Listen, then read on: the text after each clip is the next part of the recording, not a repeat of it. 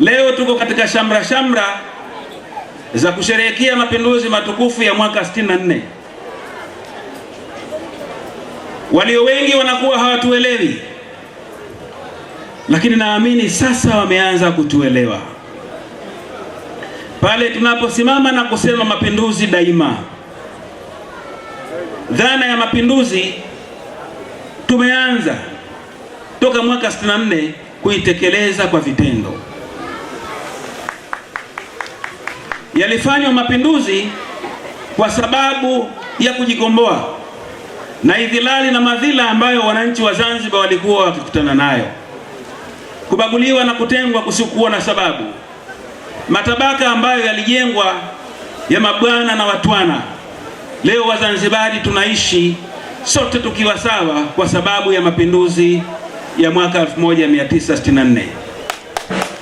Nichukue fursa hii kumpongeza, lakini kumshukuru na kumtakia dua Rais wa awamu ya kwanza, jemedari wetu Sheikh Abeid Amani Karume kwa kuwakomboa Wazanzibari. Baada ya mapinduzi yale, leo mapinduzi tunayaishi kwa vitendo, na jengo lililopo mbele yetu ni ishara na kielelezo cha kuyaishi mapinduzi hayo kwa vitendo. Mapinduzi wakati wa ufunguzi wa baraza la 10, baraza la wawakilishi, Rais wa Zanzibar na mwenyekiti wa Baraza la Mapinduzi Dr. Hussein Ali Mwinyi alieleza kwamba sasa basi simulizi za mapinduzi tunakwenda kuyaenzi na kuyaishi mapinduzi kwa vitendo. Tunakushukuru sana Mheshimiwa Rais kwa kuweza kutekeleza azma yako hiyo kwa Wazanzibari. Ndugu wananchi, historia inatukumbusha kuwa huduma ya elimu ya awali ikiwemo skuli za maandalizi ilikuwepo hata kabla ya mapinduzi, japokuwa kwa kiwango kidogo sana. Kama ambavyo nimetangulia kueleza, waliopata elimu hiyo walikuwa ni wachache. Wengi wetu tuliishia katika maeneo mengine ya kujituma na kupoteza nguvu. Watoto wengi wa wakulima na wananchi wa kawaida walikosa kabisa nafasi ya kuandaliwa kielimu. Hatukupata fursa ya kuingia katika maandalizi ya kielimu. Wachache walipata nafasi hiyo. Lakini leo kwa mapinduzi haya ya mwaka 64, Wazanzibari wote na Watanzania kwa ujumla wanapata fursa ya kuandaliwa kuelekea katika elimu ya ngazi mbalimbali, na hivyo na kuchukua hatua za makusudi za kutanua fursa za upatikanaji wa elimu ya maandalizi. Hizi ni katika juhudi za Serikali ya Mapinduzi ya Zanzibar, lakini pia katika kuyaenzi mapinduzi yetu. Tangu wakati huo, elimu ya maandalizi haikubaki tena kuwa ya wachache. Nadhani tumeshuhudia Wizara ya Elimu na Katibu Mkuu hapa ameeleza, tujitokeze kuwaandikisha watoto wetu.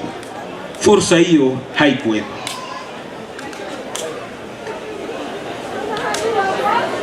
Ndugu wananchi, mabibi na mabwana, pamoja na juhudi zilizochukuliwa na serikali katika awamu mbalimbali kuimarisha elimu ya maandalizi, upatikanaji wa miundombinu ya shule ya maandalizi bado ulikuwa haujakidhi mahitaji halisi ya wananchi katika maeneo mengi ya visiwa vyetu. Hali hii ilijitokeza zaidi kufuatia uamuzi wa serikali kufanya elimu ya maandalizi kuwa ya lazima, hatua ambayo ilisababisha ongezeko kubwa la idadi ya wanafunzi katika ngazi hiyo ya elimu. Kutokana na ongezeko hilo, sasa serikali ilazimika kutumia utaratibu wa muda wa utoaji wa elimu ya maandalizi kupitia skuli za aina tofauti, zikiwemo skuli za tutu. Skuli za maandalizi za pekee pamoja na skuli za maandalizi zilizomo ndani ya skuli za msingi. Ameeleza Katibu Mkuu kwamba katika maeneo mengi skuli za maandalizi ziko pamoja na skuli za msingi, lakini leo sasa tunashuhudia skuli ya maandalizi ikisimama yenyewe bila kutegemea skuli ya msingi. Hali hii sasa itawawezesha watoto wetu kuweza kujifunza, kucheza na kufurahi wakiwa huru katika shughuli zao. Ingawa utaratibu huu ulisaidia kwa kiasi fulani kupunguza changamoto ya uhaba wa nafasi, lakini umeendelea kuathiri ubora wa ufunzaji kutokana na changamoto za mazingira. Pale ambapo tunawachanganya wanafunzi wakubwa na wadogo, ile hali haikuwa nzuri sana, jambo ambalo lilikuwa likipelekea changamoto kubwa, ikiwemo ukosaji wa nafasi ya kutosha kwa wanafunzi wetu.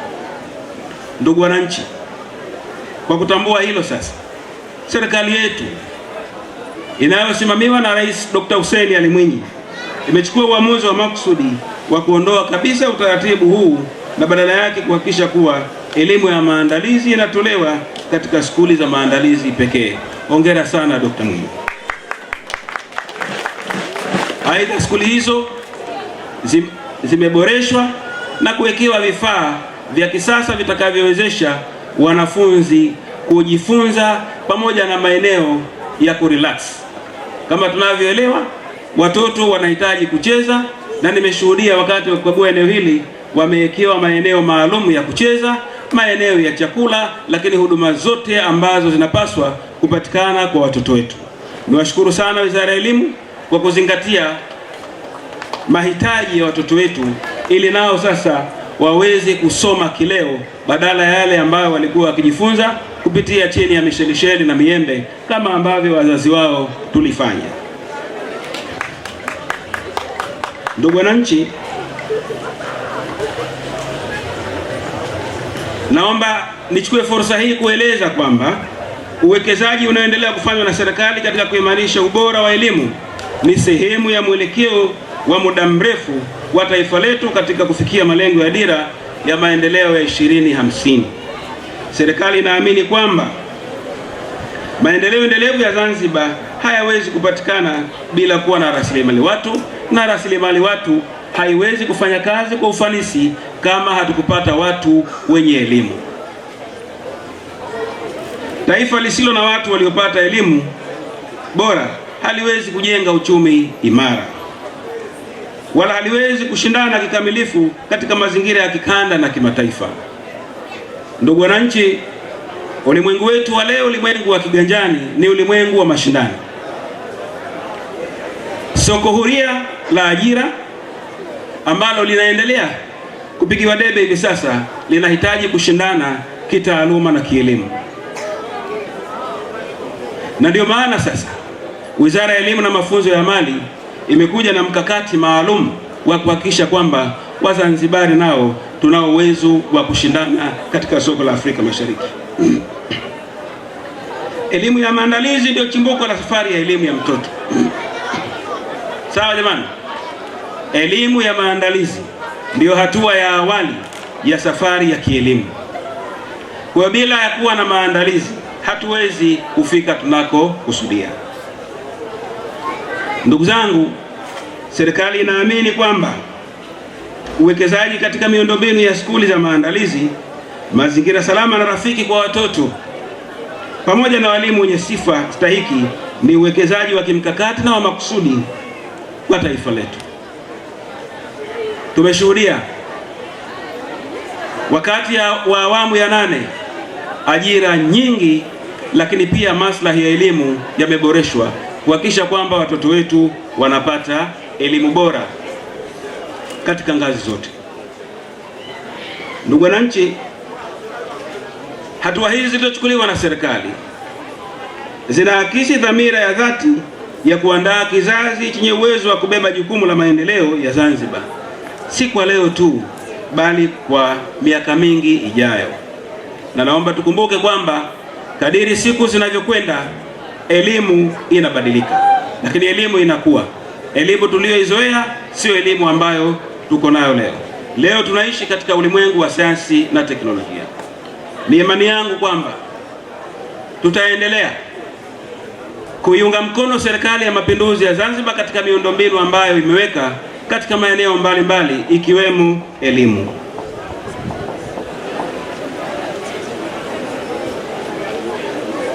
Ndugu wananchi wenzangu, serikali inaendelea kuwekeza rasilimali kubwa katika kuimarisha elimu, hususan elimu ya maandalizi.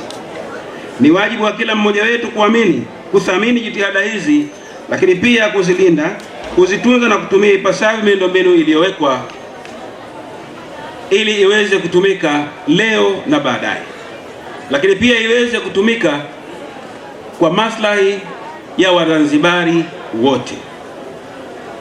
Naomba ninukuu ule msemo wa Kiswahili usemao kitunze kidumu.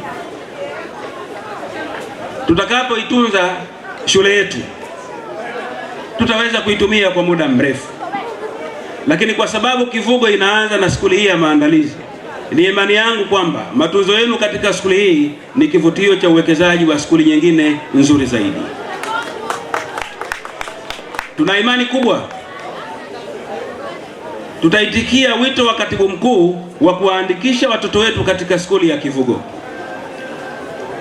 na imani baada ya Kivugo kujaa na mahitaji yatakapoongezeka, Wizara ya Elimu kupitia viongozi hawa ambao wapo hapa na Mheshimiwa Waziri, tutaongeza majengo mengine ili mradi tuweze kurahisisha na kuleta mafanikio na tija kwa wananchi. Niwaombe wazazi, walezi na wananchi kwa ujumla, tuitunze, tuienzi, lakini tusimamie watoto wetu ili waweze kufika skuli. Tuchangamkie fursa hii ambayo Mheshimiwa Rais ameileta kwetu, na naamini na mtakubaliana na mimi kwamba jengo hili zuri la kisasa inawezekana ni mara ya mwanzo toka mapinduzi kujengwa katika eneo hili.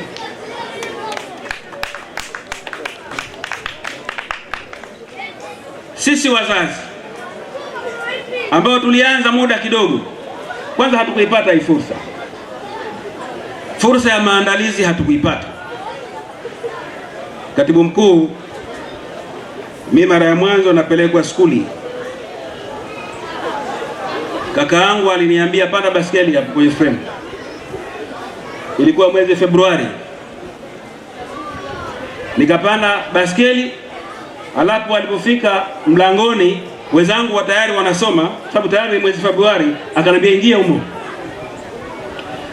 Akaambiwa mwalimu, na huyo atakuwa mwanafunzi wako.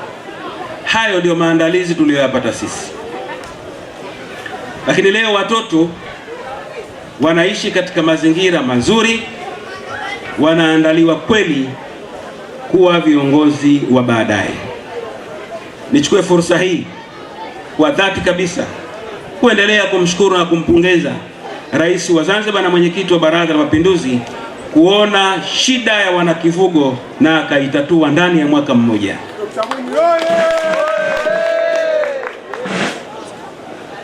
Usikivu wako na mapenzi yako kwa Wazanzibari, Mheshimiwa Rais, Mwenyezi Mungu atakulipa. Atakulipa lililo bora katika maisha ya dunia, lakini atakulipa lililo bora katika maisha ya akhera.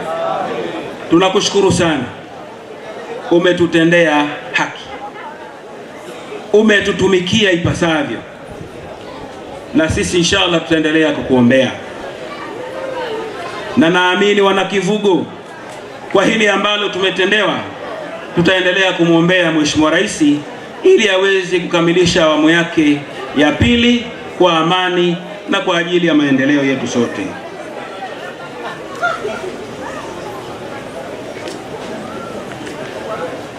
Ndugu zangu, haitokuwa jambo la busara kabisa kujivunia uwepo wa miundombinu hii ya kisasa wakati bado kuna watoto wanaokosa elimu ya maandalizi ambayo ndiyo ngazi ya msingi kabisa ya safari ya elimu. Kwa pamoja tushirikiane kuhakikisha kuwa hakuna mtoto ambaye anabaki nyumbani amefikisha umri wa kuanza maandalizi, lakini tunamweka nyumbani bila ya kupata haki hii ya msingi ya kielimu. Ni imani yangu wanakivugo, wazazi na walezi, tutajitokeza kuwaandikisha watoto wetu ili waweze kupata haki yao hii ya kimsingi. Skuli yetu ni nzuri, imezingatia mazingira yote na mahitaji yote. Niwaombe asibaki mtoto yote majumbani. Mtoto hujengwa na elimu. Bila elimu basi tunaweza kuwa na maisha kama ya jongoo, unakwenda mpaka unagonga ndio unarudi. Lakini ukiwa na elimu unatafakari jambo lako kabla kulitenda.